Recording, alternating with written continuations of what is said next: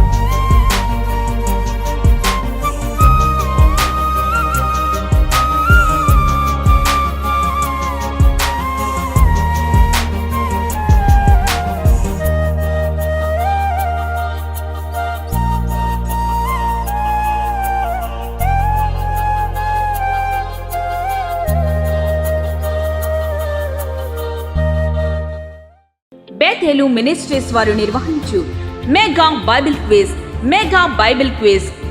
అంశం లూకాసు వార్త 24 అధ్యాయములు. మొదటి బహుమతి 20,000, రెండవ బహుమతి 10,000, మూడవ బహుమతి 5,000. క్విజ్ లో గెలుపొందిన వారికి సర్టిఫికేట్ ఇవ్వబడెను. పరీక్ష తేదీ 2024 జూన్ 25 మధ్యాహ్నం 2:30 నుండి సాయంత్రం 4 గంటల వరకు. పరీక్షా స్థలం Sri Gautami junior and degree కళాశాల నందు, పోలీస్ స్టేషన్ దగ్గర, తాళ్ళపూడి రోడ్, గోపాలపురం. గమనిక: పరీక్షకు హాజరయ్యేవారు పెన్, ప్యాడ్ తెచ్చుకోవలను. పరీక్షకు అరగంట ముందు పరీక్షా కేంద్రానికి చేరుకోగలరు. ఎంట్రీ ఫీజు 250 రూపాయలు మాత్రమే. రిజిస్ట్రేషన్ ఫీజు చెల్లించు ఆఖరి తేదీ June 20. Google Pay, PhonePe ద్వారా ఈ క్రింది ఇచ్చిన నెంబర్కు రిజిస్ట్రేషన్ ఫీజు చెల్లించి వాట్సాప్ నెంబర్కు స్క్రీన్ షాట్ పెట్టవలెను. Brother M Shyam garu 9912548416. వివరముల కొరకు బ్రదర్ నెహమ్యా గారు 9392000273 మరియు 9392000274. ఎందుకనంటే మేము ఈ మధ్యలో ఉన్నంతసేపు మీకు చాలా మేలు చేసాం, మా వల్ల కీడు జరగలేదు, మీకు మీ ఆస్తి కూడా మేలే జరిగింది. ఎందుకని అరణ్య మార్గంలో ఒకవేళ గొర్రెలను ఎత్తుకుపోవడానికి తోడేలు సిద్ధంగా ఉంటాయి, సింహాలు సిద్ధంగా ఉంటాయి, నక్కలు సిద్ధంగా ఉంటాయి. కొంతమంది మనుషులు వాటిని ఏం చేస్తారు, దొంగిలించడానికి కూడా ఆస్కారం ఉంది. కానీ వీళ్ళు అరణ్యంలో ఉన్నారు కదా, ఆ గొర్రెల చుట్టూ రౌండ్గా పడుకునేవారట. ఎవరు అతని సైన్యం. అందుకని ఆ కృతజ్ఞత మీకుంటే కొంచెం ఆహారాన్ని ఇవ్వండి అయ్యా అని దావీదు గారు పంపించారు అని అంటే, కావాలంటే ఒకవేళ మేము ఏం చేసాము, యజమానుడిగా మీరైతే అక్కడ లేరు కానీ మీ పనులు కొంచెం అడిగి తెలుసుకోండి అయ్యా అని అంటే, నాబాలు మరి ఎలాంటి వాడు, మోటోడు, మొరటోడు, దుర్మార్గుడు. మంచి ఎక్కడ నచ్చుద్ది. ఏమన్నాడు, వాస్తవానికి ఏమనాలి, అవునా నిజంగా ఇప్పటి వరకు దావీదు గారి గురించి ఒకవేళ నాకు తెలియకపోవచ్చు, మీరు చేసిన మేలు కూడా తెలియకపోవచ్చు, ఒరే పనులు వెళ్ళరండ్రా, ఏంటి వీళ్ళు చెప్పేది నిజమా కాదా అని ఎంక్వైరీ చేయాలి కదా, చేయవద్దా? ఇప్పుడు మనకు తెలియలేదండి, వాళ్ళు చెప్పినప్పుడు మన దగ్గర ఎవరు పని చేస్తున్నారో వాళ్ళని పిలిచి, అన్న ఏంటి ఇలా జరిగిందంటే నిజమేనా కాదని తెలుసుకోవాలి కదా. అవేం వినలా.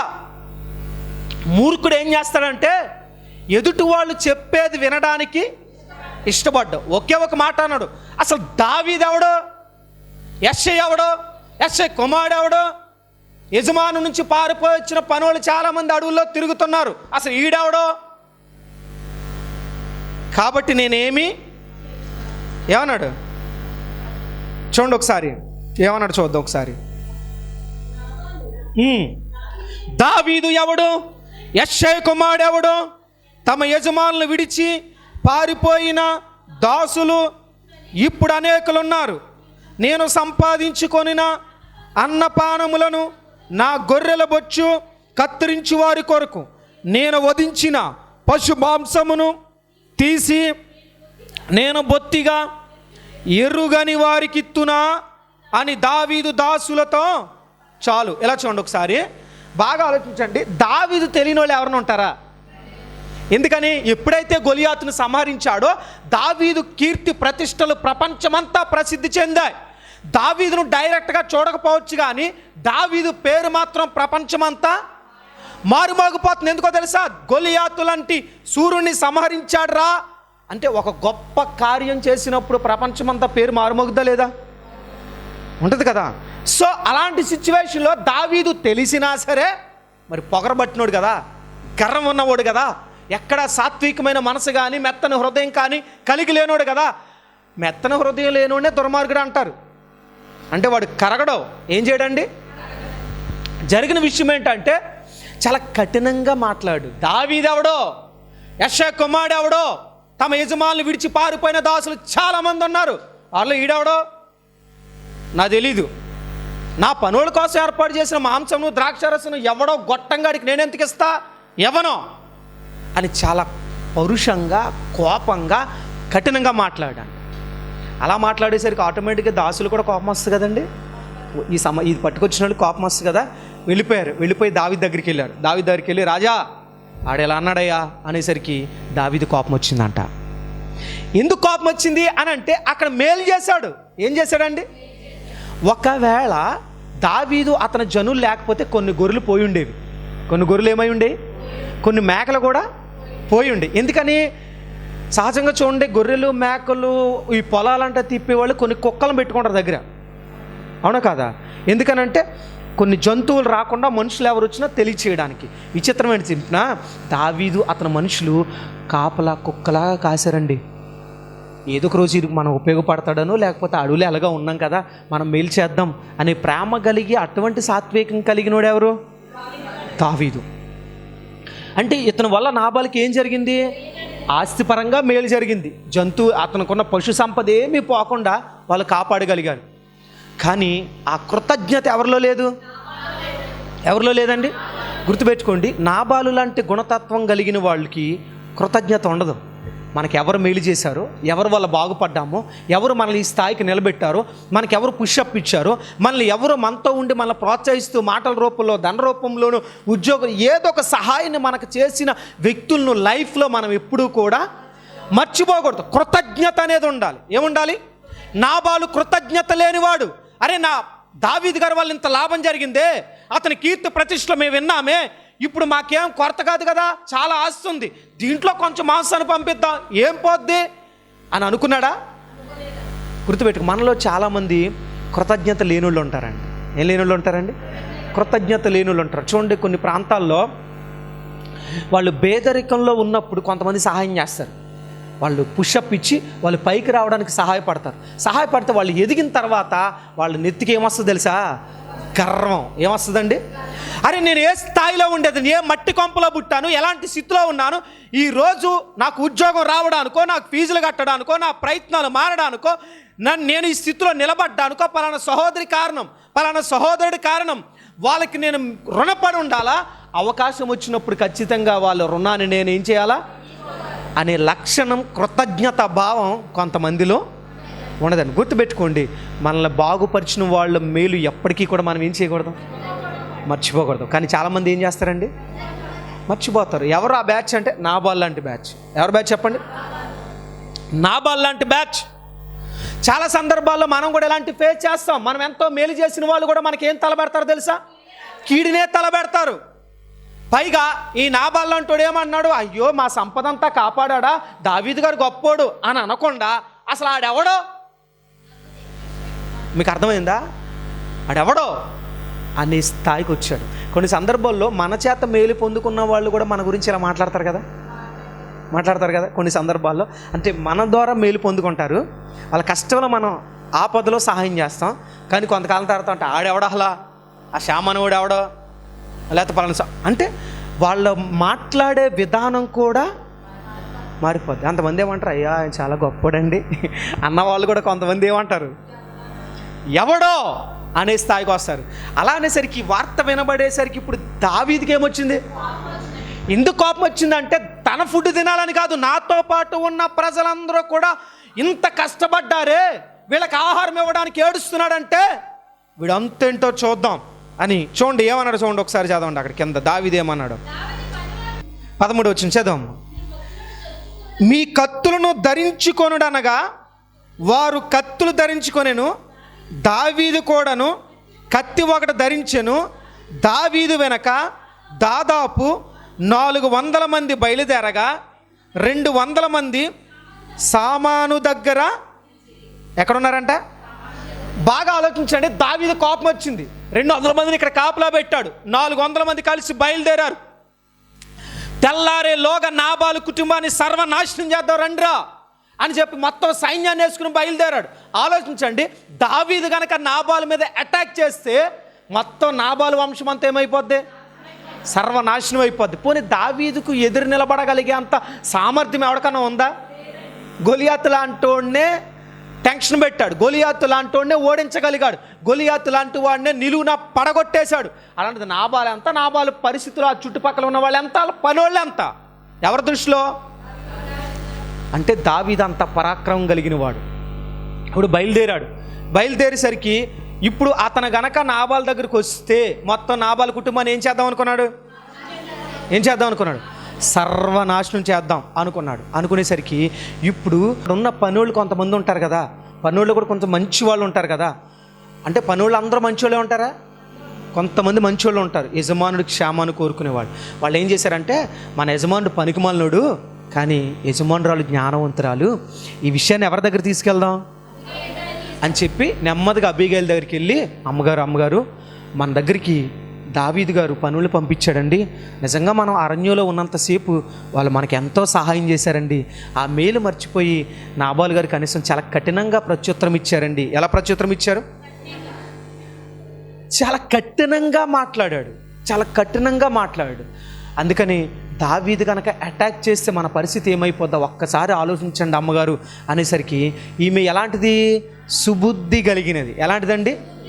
వెంటనే ఆలోచించింది, రేయ్ ఆడు గొడవాడు పండవండి కానీ కొంచెం భోజనము, కొంచెం మాంసము, కొన్ని రొట్టెలు, ద్రాక్షరసపు తిత్తులు అన్నీ పట్టుకుని గాడిద మీద వేయించండిరా అని చెప్పి అతని పనోళ్ళు కొంతమందిని వెంట పెట్టుకుని ఎవరి దగ్గరికి వెళ్ళడానికి బయలుదేరింది ఈమె? ఎవరి దగ్గరికి అండి? ఎందుకని? నా భర్త తరపున నేను క్షమాపణ చెప్తున్నానయ్యా అని చెప్పడం కోసం దావీదు దగ్గరికి బయలుదేరింది. అయితే దావీదు చాలా వీరావేశంతో వస్తున్నాడు. ఎవరిని చంపేద్దామని? నాబాలు కుటుంబాన్ని లేపేద్దాం. విచిత్రం ఏంటి తెలుసా? ఇంకా ఎదురు వచ్చిన వాళ్ళు ఏముంటుందంటే, నాబాలుకి ఒక్కడు కూడా తెల్లవారేలోగా మగవాడు లేకుండా చేస్తా అంటాడు. అంటే అర్థం ఏంటంటే, స్త్రీలను పురుషులను నేను టచ్ చేయను అనేది దావీదు ఉద్దేశం. కక్ష ఉంటే పురుషుల మీదే కానీ ఎవరి మీద తీర్చుకోను. యుద్ధంలో కూడా ఆ నీతి ఉంటుందండి. యుద్ధంలో కూడా ఎలా ఉంటుంది తెలుసా? పురుషులతోనే యుద్ధం చేయాలి తప్ప స్త్రీల జోలికి మాత్రం అది రాజనీతి అంటారు. ఏ నీతి అంటారు? కానీ చేతగాని వాడే స్త్రీల మీద ప్రదర్శిస్తాడు, చేతగాని వాడే మగవాళ్ళ మీద కోపం స్త్రీల మీద తీర్చుకోవడానికి ఇష్టపడతారు. కానీ దావీదు అలాంటోడు కాదు. జ్ఞానం కలిగిన వాడు, ఆత్మ కలిగిన వాడు, దేవుని కృప కలిగిన వాడు. సరే, వెళుతుండగా చాలా ఆవేశంతో కత్తులు పట్టుకున్నారు, ఆవేశంతో వచ్చేస్తున్నారు. ఈలోగా ఆమె వచ్చింది, దావీదు గారిని చూసింది, వెంటనే దిగిందండి. వెంటనే ఏం చేసిందండి? దిగింది. విచిత్రం ఏంటి చెప్పనా? ఆమె దిగిన తర్వాత, ఎదురుపడిన తర్వాత 14 సార్లు, అంటే ఒక మాటలో చెప్పాలంటే మనకి ఎక్కడ ఎదురయ్యారు వీళ్ళు? ఎన్నో వచ్చినలో ఒకసారి చదవండి. 23, రైట్. 23వ వచనంలో ఆమె కలుసుకుంటుంది ఎవరిని? దావీదుని. వాళ్ళిద్దరి మధ్య కాన్వర్జేషన్ 32వ వచనం వరకు ఆమె మాట్లాడుద్ది. అంటే 23 నుంచి 32 అంటే 9 వచనాలు, అంతేనా? 11 వచనాలా? సరే, ఈ 11 వచనాల గ్యాప్లో 14 సార్లు ఒక మాట ఉపయోగిస్తుంది ఆమె, నా ఏలినవాడా అని. ఏమనండి? 14 సార్లు, ఇంచుమించుగా 4 నుండి 5 సార్లు నీ దాసురాలను అనే పదాన్ని ఉపయోగిస్తుంది. అంటే అర్థమేంటి తెలుసా? వచ్చిన దగ్గర నుంచి తన మాట తీరు ఎలా ఉందండి? నా ఏలినవాడా దావీదా, నీ దాసురాలైన నా ముఖం చూసి నా భర్తను, అతని పేరే అతన్ని గుణాన్ని సూచిస్తుందయ్యా. అంటే నాబాలు పేరే గుణాన్ని సూచిస్తుందట. నాబాలు పేరే ఎవడో పెట్టుకోడు, ఎందుకంటే నాబాలు అంటే మూర్ఖుడు, మొరటోడు, దుర్మార్గుడు అని అర్థమైందా? కొంతమంది పేర్లు వాళ్ళ బ్రతుకును సూచిస్తాయి. అబిగేల్ ఆ మాట ఉంది, అయ్యా నాబాలు గురించి మీరు దృష్టి పెట్టకండి, ఎందుకని అతని పేరే సూచిస్తుంది అతను ఎంత దుర్మార్గుడని. కాబట్టి నా ఏలినవాడా, నీ దాసురాలైన నా తప్పుగా భావించి ఇదిగో మీకు కావాల్సిన ఆహార పదార్థాలని నేను తీసుకొచ్చానయ్యా. అంటే ఆమె కాన్వర్జేషన్ ఎలా ఉందంటే, ఆ మాట తీరు ఎలా ఉందంటే చాలా మెత్తగా. చూడండి, ఆవేశంతో వచ్చిన ఆవేశాన్ని కూడా అబిగైల్ ఏం చేసిందండి? చూడండి, కోపంతో ఉన్న వ్యక్తిని, ఆవేశంతో చంపేద్దామని బయలుదేరిన వ్యక్తిని కూడా దేని ద్వారా మార్చేసింది ఆమె? తన మాట ద్వారా. అంటే మెత్తని మాటలు మాట్లాడుతుందాను. మీకు అర్థమవుతుందా? సాత్వికం కలిగిన మాటలు మాట్లాడుతుంది. అంటే పైకా లేదు, ఆమె మనసు కూడా ఎలాంటిది? మెత్తని మనసు. కాబట్టి యుద్ధంకి సిద్ధపడడం ఆమెకి ఇష్టం లేదు. అందులోనూ దావీదు గారు గొప్పోడనే విషయం ఎవరికి తెలుసు? అబీగైలుకి తెలుసు. అబ్బా, దావీదు గారు లాంటి గొప్పోడే మన దగ్గరికి ఆహారానికి వచ్చాడంటే మనం ఆయనకి సహాయం చేయకపోతే మనం వేస్ట్. ఎందుకని? ఇప్పుడు మనం ధనవంతులమై ఉండొచ్చు, కానీ దావీదు గొప్ప పరాక్రమ కలిగిన వాడు, దేవుని చేతిలో వాడబడుతున్న అద్భుతమైన శక్తివంతమైన ఆయుధము లాంటి వ్యక్తి. ఎవరో? దావీదు. అలాంటి వ్యక్తికి సహాయం చేయాలంటే మనకు అదృష్టం ఉండాలా అనే తత్వం ఎవరిదే? అంటే గొప్పోడెవరో పనికిమాలినోడెవరో తెలుసుకున్న వాళ్ళే ఆత్మీయులు. మీకు అర్థమైందా? అబీగైలుకి అర్థమైంది దావీదేంటో, దావీదు గొప్పతనం ఏంటో, కానీ ఎవరికి అర్థం కాలా? ఎవరికి అర్థం కాలా? గుర్తుపెట్టుకోండి, ఆత్మ కలిగిన దైవజనుడు ఎవరో, ఆత్మ లేని దైవజనుడు ఎవరో ఎవరికి అర్థమవుతుందో తెలుసా? ఆత్మీయులకి అర్థమవుతుంది, పనికి మానవులకి అర్థం అవ్వదు. అందుకనే మంచి దైవజనులు కూడా కొన్నిసార్లు కామెంట్ చేస్తారు, ఎందుకంటే వాడికి విలువ తెలియదు. తెలియని వాళ్ళ గురించి మనం మాట్లాడాల్సిన అవసరం ఉందంటారా? కానీ అబీగైలుకి అర్థమైంది దావీదు గొప్పోడని. అందుకనే నా ఏలినవాడా 14 సార్లు ఉపయోగించిందండి ఆ పదం. అసలు అది నేను వాక్యం చదువుతున్నప్పుడు ఇంత తగ్గిపోయి మాట్లాడతారా? ఆమె మరలా ఎలాంటిది? ధనవంతురాలు. ఎలాంటిదండి? వాస్తవానికి ఆలోచించండి, అప్పటికి దావీదు దగ్గర ఆస్తుందా? దావీదు దగ్గర రాచరికం ఉందా? దావీదు అప్పుడు గొప్పోడేం కాదు. గొప్ప అంటే ఏంటి? యుద్ధం చేశాడు, గొప్పోడు. ఆ పేరు ఒక్కటే ఉంది తప్ప ఆస్తిపాస్తులేమి అతనికి. కానీ అబీగైలు ఎలాంటిది? ఆస్తిపురాలు. కానీ నమస్కారం చేసిందంటండి. ఎవరికి? దావీదుకి సాష్టాంగ నమస్కారం చేసి ఆయనతో చాలా సాఫ్ట్గా సౌమ్యంగా, అయ్యా ఈ తప్పు నాదనంచండి అయ్యా, నా భర్త మొరటోడయ్యా, అతని చర్యలు అలానే ఉంటాయ్యా, మీరు మీ వాళ్ళందరూ చేసిన మేలు నేను విన్నానయ్యా, కాబట్టి దయచేసి నా ముఖం చూసి నా భర్తను విడిచిపెట్టండి అయ్యా అని చెప్పి బ్రతిమాలిందండి. ఎవరినే? అంటే ఆలోచించండి, వాళ్ళు కలిసిన తర్వాత కంటిన్యూస్గా అబీగైలు ఒక్కదే మాట్లాడింది, దావీదు ఒక మాట మాట్లాడాల అప్పుడు వరకు. అంటే 20 వచనం అండి, అది 23వ వచనంలో స్టార్ట్ అయింది. 23 నుంచి ఇంచుమించు 33వ వచనం 32లో దావీదు మాట్లాడు. అప్పుడు వరకు కూడా దావీదు మాట్లాడాల. అంటే కంటిన్యూస్గా అతనికి గ్యాప్ ఇవ్వకుండా ఎవరు మాట్లాడారు అంటుంది. చాలా చక్కగా మాట్లాడుతుంది. ఆమె ఏమంటుంది? నువ్వు యుద్ధములు చేసి ఉన్నావు కనుక నా ఏలినవాడు నీకు ఆయన శాశ్వతమైన సంతతినిచ్చును, నీ బ్రతుకు దినములన్నిటి నీకు అపాయము కలగకుండును, నిన్ను హింసించుటకైనా ఏ ప్రాణము తీటికైనా ఎవడైనా ఉద్దేశించిన ఎడల నా ఏలినవాడవగ నీ ప్రాణము నీ దేవుడైన యెహోవా యొద్దనున్న జీవపు మూటలో కట్టబడును. అంటే ఆయన ఎంత గొప్పోడో, ఆయన పరిస్థితులు ఏంటో, ఆయన దేవుడు ఎలా హెచ్చించాడో, ఎలా వాడుకుంటున్నాడో, ఈ విషయాలన్నీ ఎవరు చెప్తున్నారు? అంటే అబీగైలుకి అర్థమైంది దావీదేంటో, దావీతో పెట్టుకుంటే ఏమైపోద్దో. అబీగైలుకి అర్థమైంది, అయ్యా నీ ప్రాణం తీయడానికి కూడా ఎవరికీ సాధ్యం కాదు. ఎందుకో తెలుసా?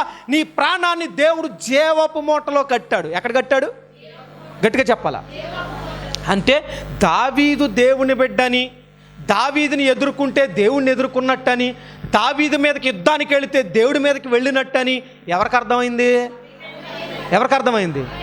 అబీగైలుకి అర్థమైంది. అందుకనే తను తగ్గిపోయిందండి. అతను గొప్పతనం ఏంటో మొత్తం పొగుడుతానే ఉంది. ఎవరిని? దావీదుని. మళ్ళీ అలాగా చాలా సౌమ్యంగా సాఫ్ట్గా పొగుడుతూ ఉంది. ఇప్పుడు క్రమంగా నేను అనుకుంటాను, ఇంతసేపు మాట్లాడిందంటే దావీదు బీపీ లెవెల్స్ క్రమంగా ఏమవుతూ వచ్చాయి చెప్పాలా? మీ ఇంట్లో మీ భర్త బీపీ లెవెల్స్ పెంచుతున్నావా తగ్గిస్తున్నావా? పెంచుతూ ఉంటారు, తగ్గించరు. ఇంతసేపు కాన్వర్జేషన్లో దావీదు ఆవేశంతో ఉన్నాడు, కానీ ఆవేశాన్ని క్రమంగా ఏం చేస్తూ వచ్చింది? ఈమె తగ్గిస్తూ వచ్చింది. అతను గొప్పతనం ఏంటో, అతని పరిస్థితులు ఏంటో, దేవుడు అతనితో ఎలా ఉన్నాడో ఇవన్నీ ఒకసారి జ్ఞాపకం చేస్తుంది. ఎవరికి? నువ్వు అంతయ్యా ఇంతైనా పొగడ్తల వర్షం కురిపించేస్తుంది. ఎవరి మీద? దావీదు మీద. ఆలోచించండి, మీ భర్త కోపంలో ఉన్నప్పుడు చేయాల్సిన పని ఇలాంటివి చెయ్యంగా మనం ఏం చేస్తాం? ఆడు కొంచెం ఎందుకులే అనుకున్నవాడు కూడా వచ్చిన 4 బాధే వరకు నేను నిద్రపోవు. నిజమే కదా? అవునా కదా? ఎందుకంత ఆవేశం? సహజంగా సుబుద్ధి కలిగిన స్త్రీ ఏం చేస్తుంది? కోపాన్ని ఏం చేస్తుంది? తగ్గిస్తుంది. కానీ ఈ ఆధునిక యుగంలో కోపం మీద వరకు పురుషులకు ఉండేదట, ఇప్పుడు ఎవరికి ఉంటుంది? ఇప్పుడు పురుషులే తగ్గిపోతున్నారు. తగ్గపోతే మీరు ఊరుకోరుగా. అంటే అందరూ ఎలా ఉంటారని నేను కాదండి, మంచి చెడు ఎప్పుడు ఇద్దరిలో ఉంటుంది. బట్ నేను అనేది ఏంటంటే ఇప్పుడు ఎక్కువ శాతం ఎవరి హవా నడుస్తుంది? అబద్ధం లేకుండా చెప్పండి మీరే. నిజమే కదా, నేను చెప్పలే. అమ్మ వినండి, స్త్రీలే చెప్తున్నారు. బాగా వినండి, స్త్రీల డామినేషన్ పెరుగుతుందా లేదా? కోపం మీకే వస్తుంది, ఆవేశం మీకే వస్తుంది, మీరే గొడవ పడతారు, మళ్ళీ మీరే పుట్టింటికి వెళ్ళిపోతారు. వీడి వెనకాల తోకలాగా రావాలి, పంపించేయండి మీ అమ్మాయిని, వండలేకపోతున్నాడు వండుకోలేకపోతున్నాడు అని మళ్ళీ తోకలాగా రావాల్సిందే. అవునా కాదా? కానీ భర్త ఆవేశాన్ని ఏం చేయాలి మీరు ఆలోచించండి. భర్త ఆవేశంతో ఉన్నప్పుడు మీరు చాలా మంచోళ్ళు కదండి, ఎందుకు అంత కోపడుతున్నారు అనేసరికి ఆడు మనసులో నిజంగానే మంచోడు అంటావా? ఆటోమేటిక్గా కోపం తగ్గుద్దండి. కానీ మీరు ఆ మాట అనరుగా. ఏమాట అంటారు? నువ్వు పనికి మళ్ళాడు, నీతో కాపురం చేయడమే ఎక్కువ, అసలు నిన్ను చేసుకున్నాను చూడు వాళ్ళని అనాలి అంతే. అప్పుడు వరకు ఏదో కొంచెం కప్పలాగా అణిగమనుకున్న ఆడుకోవడం, పాసిబొమ్మలాగా లెగుతాడు పైకి. ఏంటే అసలు నిన్ను చేసుకోవడమే నీ బతికి ఎక్కువే, నీకన్నా గొప్ప సంబంధం. ఈ కన్వర్జేషన్ ఆగుతుందా? వీడొక్క మాట మాట్లాడితే స్త్రీలు 10 మాటలు మాట్లాడతారండి. అంటే అందరూ ఇలా ఉండరు, సహజం కొంతమంది అని చెప్తున్నానండి, మీరు మంచివాళ్ళే. కొంతమంది ఎలా ఉంటారు, మగవాడు ఒక్క మాట మాట్లాడితే స్త్రీలు 10 మాటలు మాట్లాడతారండి. నిజమే కదా? ఆ 10 మాటలు కొంచెం ఆవేశాన్ని తగ్గించే మాటలు ఉంటే బాగుంటుంది. కానీ మనం ఏం చేస్తూ ఉంటాం? మళ్ళీ ప్రార్థన చేస్తాం, ప్రభువా సాత్వికమైన మనసుని ప్రభువా ఈరోజే విన్నాను ప్రభువా, ఇంటికి వెళ్ళిన తర్వాత నువ్వు డీప్ ఫ్రైలో పెట్టి వేపేస్తావండి. మళ్ళీ సాత్వికం గురించి ఇక్కడ వింటావు, సాత్వికం గురించి చదువుతావు. అబిగైలు సుబుద్ధి కలిగిందంట, ఎంత మంచిదో. మరి మనం ఏం నేర్చుకున్నాం? వినడం కాదు, ఆచరణలో పెట్టాలా. దేంట్లో పెట్టాలా? అబిగైలు సుబుద్ధి కలిగినదే చరిత్ర పుటల్లో లిఖించబడింది. సుబుద్ధి కలిగినది, అందం కలిగినది, అన్ని లక్షణాలు ఎవరిలో ఉన్నాయి? ఆవేశాన్ని చల్లార్చే లక్షణం ఎవరిలో ఉంది? ఆమెలో ఉంది. చూడండి, ఆమె మాటలు, ఆమె ప్రవర్తించిన విధానం ఒకసారి మీరు ఇంటికి వెళ్ళిన తర్వాత చదవండి. దావీదు గారితో తన కాన్వర్జేషన్ ఎలా ఉందో, ఎలా పొగిడిందో, దేవుడు ఎలా తోడుగా ఉన్నాడో, తన భర్త దుర్మార్గుడు అని చెప్పి ఎలా చెప్పి తన భర్త యొక్క ప్రాణాన్ని కాపాడడానికి ఎలాంటి ప్రయత్నాలు చేసిందో అవన్నీ కూడా కొన్ని వచనాల్లో మనకు రాయబడి ఉంటాయి. ప్రతి మాటలో తగ్గింపు. నా ఏలినవాడా ఇదే పదం కనబడుతుందండి. నీ దాసురాల్ని, నా ఏలినవాడా నీ దాసురా. ఇలా మాట్లాడుతుంటే ఎంత కోపం ఉన్నవాడికి కానీ కోపం తగ్గుతుందా తగ్గదా? మీరు కోపం వచ్చినప్పుడు మీ భర్తలతో ఎలా ప్రవర్తిస్తున్నారమ్మా? ఏమండి అని మాట్లాడతారా? చెప్పండి నిజ. కోపం వచ్చినప్పుడు మామూలుప్పుడు ఏమండి అని బాగానే పిలుస్తున్నారు, కోపం వచ్చినప్పుడు ఎలా పిలుస్తున్నావు అమ్మా?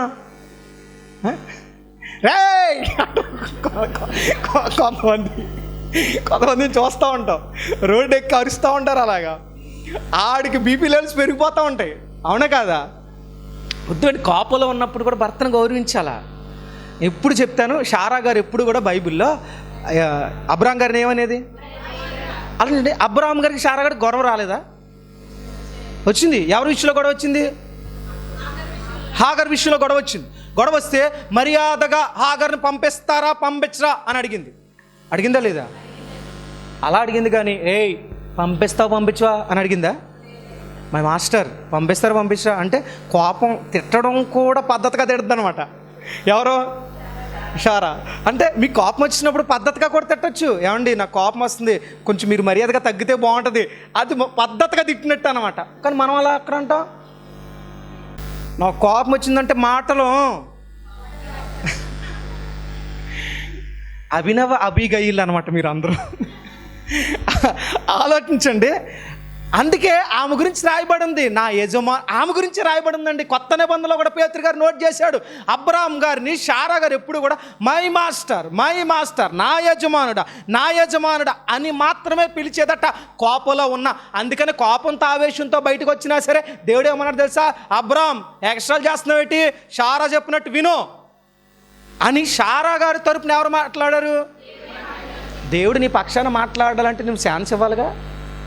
నువ్వే మాట్లాడేస్తాను దేవుడు అనుకుంటాడు, నువ్వు 4 ఎవరా పర్లేదు, నేను మాట్లాడదాం అనుకున్నాను కానీ ఈవిడ మాట్లాడే ఛాన్స్ లేదు. ఈవిడే చిన్నప్పుడు ఏదో మింగేసి ఉంటుంది, వసపెట్లాగా మాట్లాడుతూ ఉంటారండి కొంతమంది. ముసిరిలాగా మాట్లాడకూడదు స్త్రీలు ఎప్పుడు కూడా. కొంచెం కోపం వచ్చిందనుకోండి, కామ్గా ఎవరికాల అలా డైవర్ట్ అయిపోతే బాగుంటుంది కొద్దిసేపు, తర్వాత మరలా వచ్చి డిస్కస్ చేసుకోవచ్చు. కానీ ఆవేశంలో ఉన్నప్పుడు ఏం చేయకూడదు? ఆవేశంలో ఉన్నప్పుడు ఎప్పుడు మాట్లాడతామో అప్పుడు ఘర్షణలు ఏమవుతూ ఉంటాయి? పెరుగుతూ ఉంటాయి. చూడండి, దావీదు ఆవేశంలో ఉన్నాడు, కానీ అబిగైలు చాలా సాఫ్ట్గా మాట్లాడింది. బేతేలు మినిస్ట్రీస్ వారు నిర్వహించు మెగా బైబిల్ క్విజ్. అంశం లూకాస్ వార్త 24 అధ్యాయములు. మొదటి బహుమతి 20,000, రెండవ బహుమతి 10,000, మూడవ బహుమతి 5,000. క్విజ్ లో గెలుపొందిన వారికి సర్టిఫికేట్ ఇవ్వబడెను. పరీక్ష తేదీ 2024 జూన్ 25 మధ్యాహ్నం 2:30 నుండి సాయంత్రం 4 గంటల వరకు. పరీక్షా స్థలం Sri Gautami junior and degree కళాశాల నందు, పోలీస్ స్టేషన్ దగ్గర, తాళ్ళపూడి రోడ్, గోపాలపురం.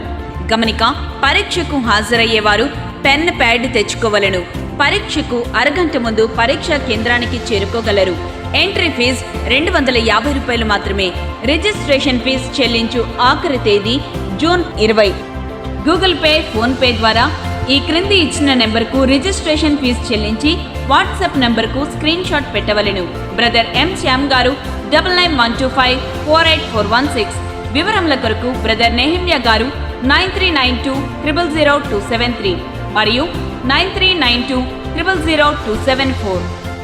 ఈ యొక్క ఆధ్యాత్మిక కార్యక్రమంలో ఈ వాక్యం ద్వారా మీరు బలపడినట్లయితే ఈ కార్యక్రమాన్ని ప్రోత్సహించండి, బలపరచండి. అలాగే మీ సమస్యలు ఏమైనా తెలియచేయాలి అని ఆశపడితే ఈ స్క్రీన్పై స్క్రోల్ అవుతున్న నెంబర్లకు మీరు కాల్ చేయండి. అలాగే మీ ప్రార్థన అవసరాల కొరకు ప్రేయర్ చేయడానికి సేవకుడిగా నేను ఇప్పుడు సిద్ధంగా ఉన్నాను. అలాగే నా వర్తమానాలు మీ ప్రాంతాల్లో వినబడాలి అని ఆశపడితే ఎవరైనా సరే దైవ సేవకులు కానీ మరి ఎవరైనా ఈ స్క్రీన్పై కనబడుతున్న నెంబర్లకు మీరు కాల్ చేయొచ్చు అని ప్రభు పేరిట తెలియజేస్తున్నాను. అలాగే నా వర్తమానాలు మీరు ఇంకా వీక్షించాలి అని ఆశపడితే బ్రో ఎం శ్యామ్ అనే యూట్యూబ్ ఛానల్ ద్వారా కూడా నా వర్తమానాలు అనేకమైన యూట్యూబ్లో ఉన్నాయి కనుక వాటిని కూడా మీరు వీక్షించి ప్రభు యొక్క దీవెనలు పొందుకోవాలని, ఆధ్యాత్మికంగా బలపడాలని ప్రభు పక్షాన తెలియచేస్తున్నాను. ఈ దీన సేవకుడి కొరకు, ఈ దీన పరిచయం కొరకు మీ యొక్క అనుదిన ప్రార్థనలో జ్ఞాపకం చేసుకోవాలని ప్రభు పేరిట మీ అందరినీ కూడా తెలియచేస్తున్నాం. God bless you all. దేవుడు మిమ్మల్ని దీవించునుగాక. ఆమేన్. మా అడ్రస్ బేతేలు ప్రార్థనా మందిరం, ఇందిరా కాలనీ, జీడిపిక్కల ఫ్యాక్టరీ ఎదురుగా, దొండపూడి రోడ్, గోపాలపురం.